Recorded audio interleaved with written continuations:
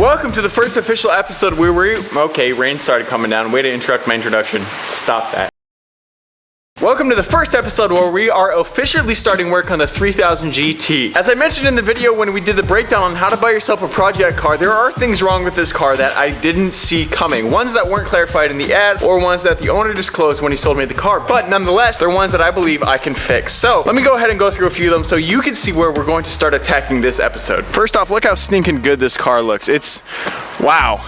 This is a gorgeous car. But as I mentioned before, a few things that are wrong is first off, the ignition, well, there's no key to it. Now this isn't too much of a problem because I can get a new key for the doors, but when it comes to the actual ignition itself, there's probably an inhibitor chip, which means that the only way that I could start this car is to have the specific key to this car. Now in order to get by this, what we're going to do is we're gonna have to take the key from this car and the whole ignition system, swap it over into here, and then we'll be able to have a key that works. All of this is in preparation for us to attack the starter. Now we need to check the starter to see what was wrong with it when it was installed, because that is why the car is currently not running. Our fourth thing on the list is the fact that this window doesn't go up all the way because there's no window motor in this, which again means that we're gonna have to take it from our donor car and then put it in here. And then finally, we have the fact that this sunroof is just not installed. It's sitting over there, so we are going to want to install it so that way we can have the car driven in the rain, because living in Oregon, 99% of the time, it's raining buckets. With all that in mind, the place that we are going to start is by taking our donor white 3000 GT and bring it inside the garage so that way we can work on it outside of the rain, because I don't want to work on it in the rain. And so we have this now moved inside. That didn't take 2 hours and a trip to Harbor Freight, so don't worry about it. But we are going to begin the process of getting this green car, this green VR4 running by taking the ignition off of the white VR4. Now luckily a lot of this is already dismantled, so we're going to begin by taking out the steering wheel, the column, and everything that we need to do in order to get the ignition pulled out, so that way we know the process, or at least I myself can learn the process to get it out, and then we can go and work on this one and doing the same thing so we can have a working key. Let's go ahead and begin by getting this ignition pulled out.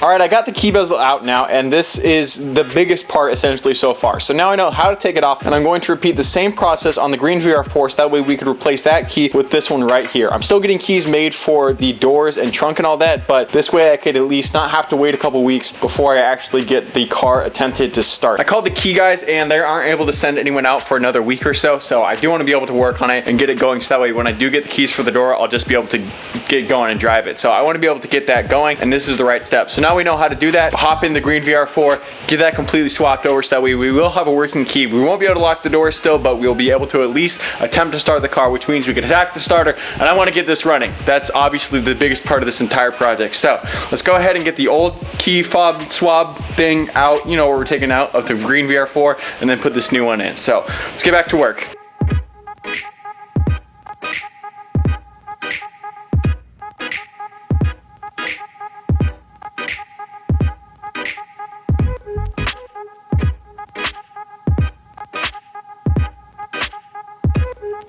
All right, so I got the key fob swapped over. That's set to go. The key turns, which means hopefully the car will now have the ability to start. I haven't touched the starter at all yet, and that's what we're going to address next. I'm gonna go ahead and try to get the battery connected up. Okay, I'm sorry, I had the battery charging in the background. I always forget to unconnect it during the videos, and it makes this stupid buzzing noise.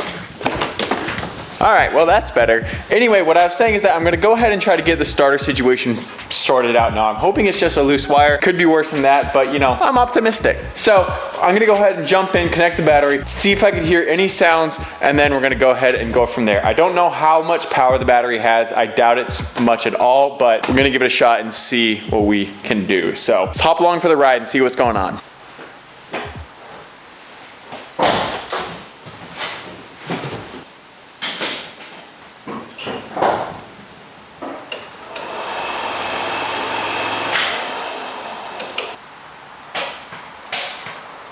So it seems like more than just a starter issue. The starter's clicking, which means it's getting signal and should be getting power. The car's not keeping consistent power. So I'm trying to use my jump pack right now to get something going, but it's just not holding anything really. So I'm gonna try hooking up the battery charger and seeing if that gives it a little more, but yeah, it just won't hold a consistent enough charge with the jump for me to actually see what's going on. Because usually what'll happen is the jump pack will let me run through a few cranks with the key before it'll turn itself off, but this is just immediately turning itself off. So I gotta see what's going on. I'm gonna see if I can hook up another battery charger and see if we can go from there. So, transition.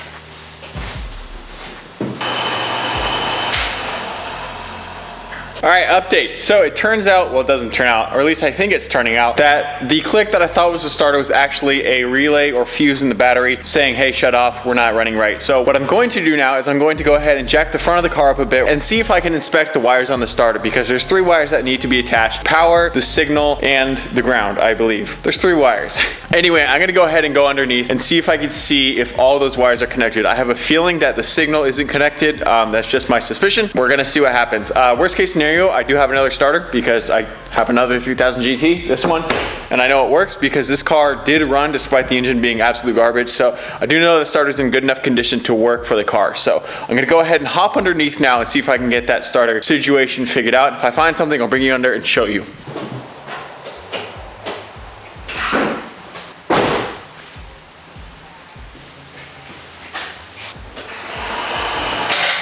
I think I got it. Okay, genuinely, I think I got it. So I was looking at the starter wiring, and it turns out the ground wire was attached to the starter instead of to the ground point. So I think what was happening is the reason why I was getting it to turn the car battery on, and then it would essentially, I'd hear a click and then it would all die and it wouldn't let me start the car again. What I think was happening is it was blowing the starter relay. So I think we're good. I put the ground wire where it's supposed to be, and I think we're now okay. So my hopes are, they're high. I'm not gonna lie, my hopes are really high. Okay.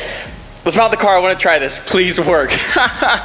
Please. I think I got it. I think I got it.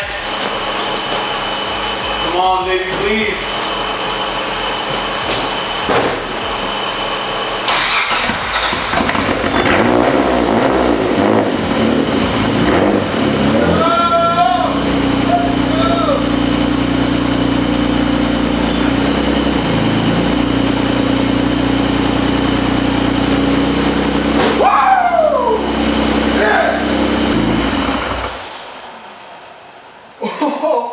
Oh, I can't believe it. I'm shaking so hard. My heart rate is so high. Like, you have no idea how cool this is. Like, I dreamed of owning this car and driving it. Like, not just like, hey, this would be a cool goal, but like legitimately I've had lucid dreams where I was driving this car. I'm driving it tonight. It is happening. So, in order to do that, because it's Oregon and it rains, I'm not gonna do the window. I'm gonna skip this window for tonight. I'm just gonna tape it up so that way it's shut. It's a little jank. I don't care. I wanna drive it, but I do need to get the roof glass in. So, that's the next step we have to do. And I'm gonna inspect how to do it, but I think it could be as simple as just lifting it up. And there's some slots here. Oh wait, no. Yes, slots here that I think it goes into. So, I can't believe this is real.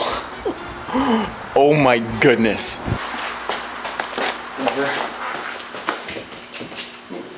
Are you in? Yep. So it should kind of slide forward as it goes in. See? I just feel it give a little. I see a latch on my side moving. Hold anything up so you don't crush your fingers. Go and let go. Alright, that's the all the way. Is that sealed? Does it look sealed? Not quite. Can you lift it up? If you can lift up the back, it means there's another level of latch. Yeah, I think it is. There you go. Alright, could you kind of Push pop it the down. top a little? Just right that Just down? Yep. Yeah. Perfect. So a turbo takes exhaust gas. It has that spin to pressurize the input gas. Is that the whining or like the whistle? Yeah. Whistle. Because the more pressure you have coming in versus going out, the more power you get. The more fuel air you get, the more.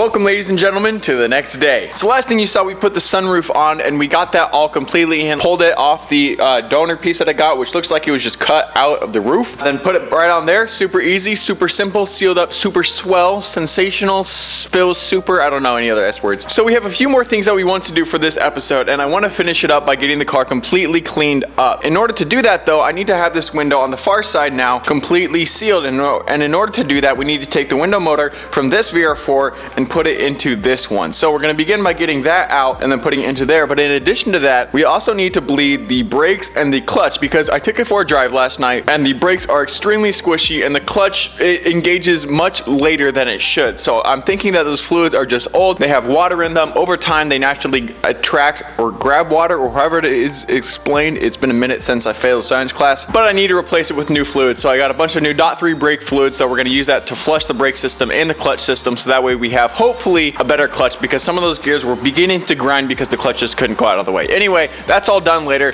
Let's go ahead and start by getting the window motor pulled out of here and then put into this green VR4.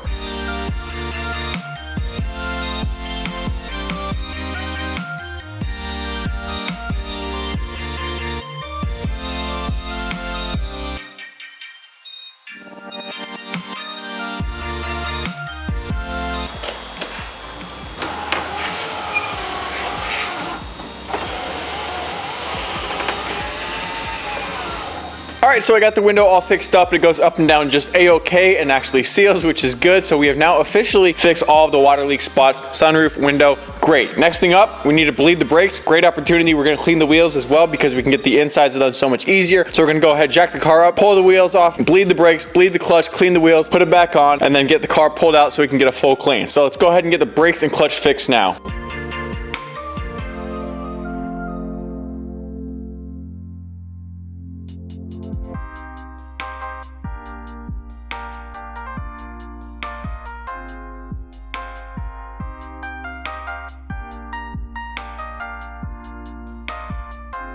Brakes have been bled, clutch has been bled. We are all set to go. So the last thing we need to do on this car is pull it outside and give it a good clean wash, and we will be done.